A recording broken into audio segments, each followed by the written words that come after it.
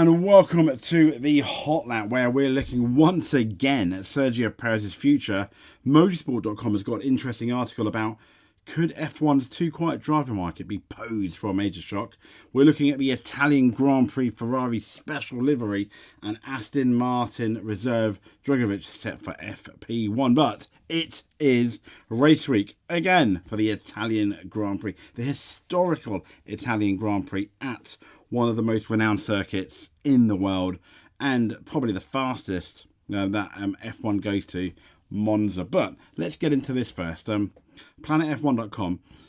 F1 rumours. There are already agreements about separation between Perez and Red Bull.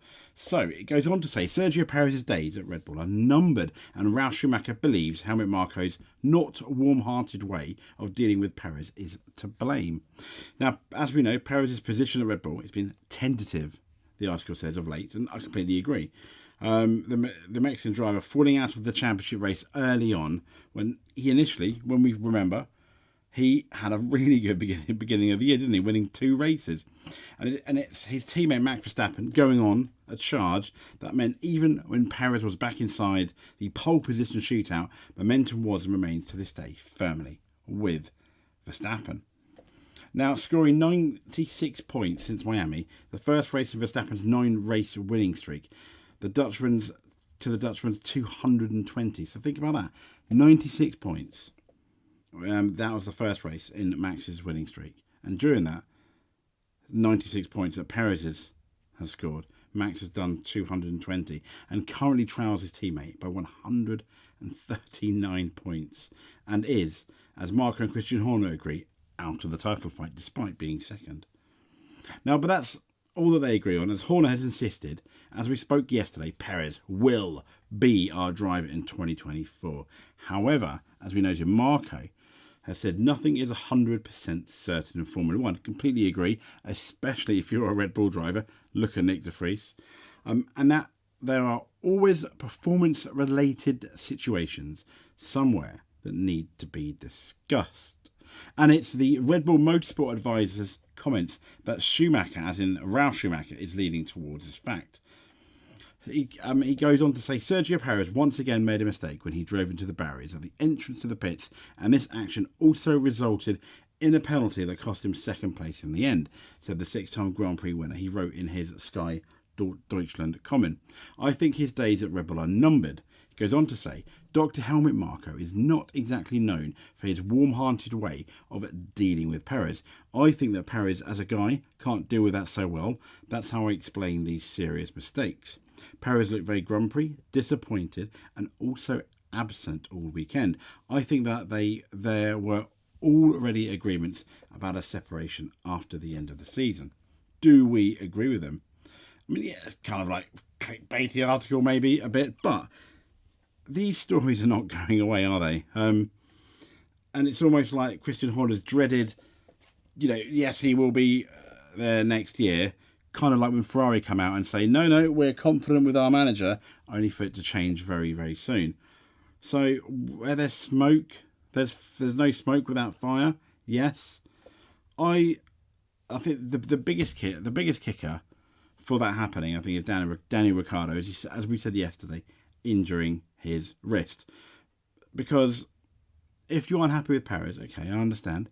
Who are you going to replace? There's no major drivers out of contract for next year. Who is it going to be? That's possibly Ricciardo we're talking, but when's he going to be back? Maybe Singapore, but that's one of those tracks that's really, really physical. So a week later, possibly a week later, but then that's Japan. Then after Japan, there's only a few races. There's not too many races left now after the summer break. So, that's 1, 2, 3. Yeah. Because we have, I think, 10 races, didn't we, when we came back from the summer break. So it's not looking great, I think, for a change. But they're clearly unhappy. Once again, I think it's all in Sergio Perez's hands of whether he gets replaced or not. He has obviously a lot of say, and that will be the talking on the track.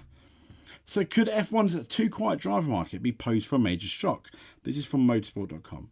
12 months ago, F1's Dutch Grand Prix was overshadowed by the most explosive driver market shake-up we've had in years. And that was triggered by the retirement of Sebastian Vettel. A whirlwind whipped through the paddock as Alonso's Aston Martin switch kicked off a fight between Alpine and McLaren over, as we know now, Oscar Piastri. That was only resolved by the F1 Contracts Recognition Board at the Zandvoort weekend. But just as F1's 2023's on-track action is not quite as exciting as last year, so too is Grand Prix Racing's annual driver market silly season been quite muted, it says, this time round. The theme appears to be very much more of the same in F1 for next year, with all major seats appearing to be locked down. With Red Bull, Ferrari, Mercedes, and pending Lewis Hamilton, which I think many believe he's going to sign for Mercedes, finally putting pen to paper, McLaren, Aston Martin, Alpine and Haas all having their lineups pretty much set in stone. The key interest seems to resolve around the seats at the back of that grid. And it goes on to say that, and things there remain in a state of flux.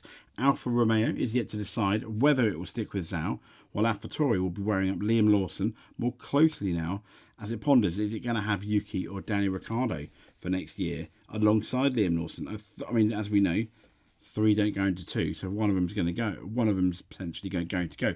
Who will it be? And also, Logan Sargent's place at Williams has also emerged as a key target of drivers eager to get themselves on the grid. And now we've had speculation that Mick Schumacher has been linked, and also Felipe Drugovich with the squad. More on Drugovich in a bit. However, there may not be a vacancy with the team principal James Vowles having been clear in public that there will be every reason to continue with the American if you can continue making progress in closing the gap to Alex Albon. Something which he did in qualifying, got in the top 10, but then he threw it in the wall, and then he did similar in the race, which is a massive shame because this could have been a big weekend, and it wasn't. I mean, if we go back to, obviously, Nick de Vries, he essentially had one weekend to prove himself, and he did, and he got signed by the AlphaTauri team, and then obviously, unfortunately, they got rid of him, but that was his one big chance. And I honestly thought that this guy has had a lot of chances so far this year, and I can't help but think if a better driver comes along, maybe they, if they want to be serious, maybe they sign him. I think the sticking point maybe with Logan Sargent is how much money he might bring in the team or sponsors. But there we go. Now, as Val said in Zandvoort, the rate of learning has to increase now. He's aware of that, and I think he has a huge maturity beyond his years. He knows that in front of him is a career and a journey that's within his power to control, and our job is to support him on that journey rather than punish him. But while things appear to be settled on the surface, the F1 paddock is highly charged, fast-moving political environment, it says. It means that just when you think things are heading in one direction, something can crop up that sends things off in a completely different tangent. If you remember, once again, the article began with Oscar Piastri. No one predicted that, did they? That is why intriguing that trusted paddock sources have suggested in recent weeks Aston Martins have been putting feelers out with several drivers over their future availability, as the driver market seems quite open for 25. Now, remarkably, although take this with a pinch of salt, it has even been suggested that it could be for as early as next year if things fall in place the right way. Now, insiders have suggested that among those who have been sounded out by Aston, CEO Martin Whitmarsh, former McLaren boss, who's been believed to be instrumental in luring Alonso away from Alpine, and we've got Lando Norris and Charles Leclerc. Both men are locked into their current teams for now, with Leclerc at Ferrari until the end of next year, and Norris until the end of 2025. So any contract may well be involved simple long-term thinking. It says, equally, there is also a truism about the F1 driver market silly season, in that it is the duty of every team to speak to every driver and know if they are available, because otherwise they're not doing their job. So sometimes such team driver exchanges do not necessarily mean an intent to poach someone. But interesting, who's it? I mean, Major, Lance Stroll, there are those tennis rumours that have now gone away. I could maybe see him going, if not next year, the year after. I mean, if for example, Lando Norris is happy to go to Aston Martin or Charles Leclerc, and Stroll was there, would you keep Stroll? Probably not, depending who the team it is. If it was still Alonso and he's still performing high, you'd have to get rid of him, wouldn't you? Surely. It would make sense. But the issue being, obviously, your dad owns the team. So, But Italian Grand Prix, Ferrari released their special livery ahead of the home race at Monza. Yes, here we go. The article starts off: is there anything more iconic in the sport than in the sport of F1 than Ferrari racing at Monza?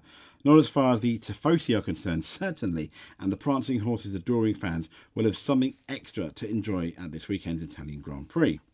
Now, the SF23 is going to get a new livery and it will pay tribute to the company's racing DNA, and particularly that of the Ferrari 499P hypercar, which some of you may know won the world's most famous endurance race. Yeah, that's it, the Le Mans 24 Hours back in June.